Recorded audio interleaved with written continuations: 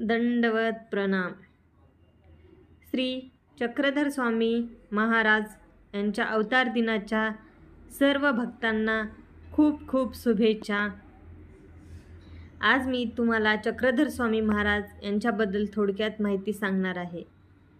श्री सर्वज्ञ चक्रधर स्वामी हे महानुभाव पंथाचे संस्थापक आणि 12व्या शतकातील एक महान तत्त्वज्ञ, समाजसुधारक व परमेश्वर अवतार मानले जाणारे।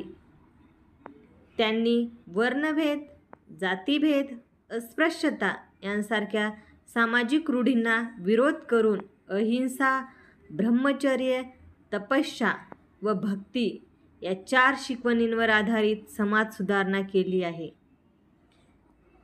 त्यांच्या कार्याचा विस्तार लीळाचरित्र या मराठी ग्रंथात संकलित केला आहे। श्री सर्वज्ञ चक्रधर स्वामी महाराज यांचे प्रमुख कार्य, त्यांनी महानुभाव पंथाची स्थापना केली सुरुवातीला। त्यानंतर त्यांनी जास्तीत जास्त भर समाज सुधारणेवर केलेला आहे। त्यानंतर त्यांनी मराठी भाषेचा प्रचार केला आहे। त्यांचे सर्वज्ञ श्री चक्रधर स्वामी महाराज यांचे प्रमुख ग्रंथ म्हणजे लीळाचरित्र।